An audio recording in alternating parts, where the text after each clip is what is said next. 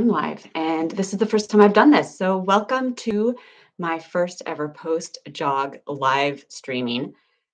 Lots has been going on around here this last few weeks. We are in the third week of school, and I don't know about you, but when we get to this point, the shine has rubbed off, and everyone is exhausted, and all the emotions hit last night. So, we're tired and trying to stay present as parents and not get emotionally back into it.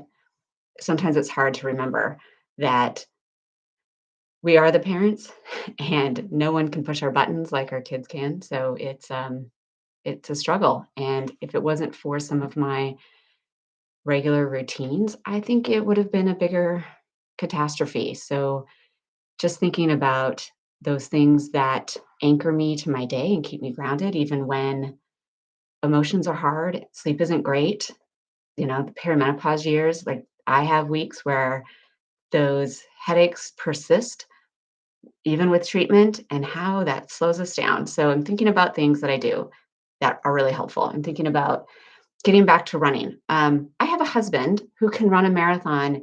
If you ask him on Friday, he's ready to go the next day. He won't be happy about his times, but he can do it. And so it's where he likes to go. And I have always enjoyed jogging, but I got away from it for a long time. I think after my head injury and just kind of working too much and getting back to where I was at, I forgot how much I love running. And I just recently, probably in the last 6 months, got back there, mainly because last year I decided to do a um, half marathon, and the longest I ran was 3 miles. So I blew up at mile 10, which anyone who runs knows that that is no surprise. So this year, my goal is to not blow up at mile 10 and to actually finish in a way that feels good. So I'll continue running throughout the year.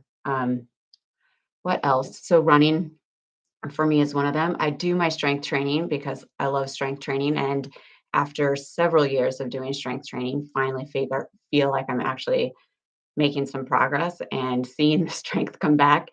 So that is also where I place my gratitude. And that's, one of the things that is so important is this morning anchor that really kind of sets up the full day.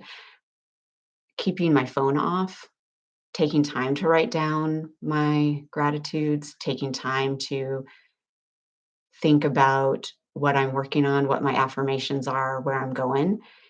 Those are things that kind of help. They really do change your brain, and anyone who works in mental health will tell you that this is important.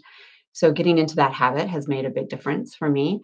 I'm curious about other people's habits. Like, what are your habits? What do you do when time is getting hard? And as our parents age, our children become adolescents, it feels like there's always something more on our plate, and we don't have as much time to sit back and get those energy leak projects done. Like, oh, it's fall. I love the fall. I love to restart.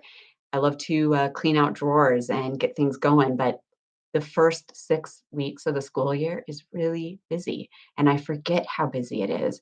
So when we're halfway through and it feels like we're never going to come out on the other side, it's these morning anchors, this time that I really do spend on my self care that gets me through the day and allows me to show up in a meaningful way, both for my family, for my patients, for my friends.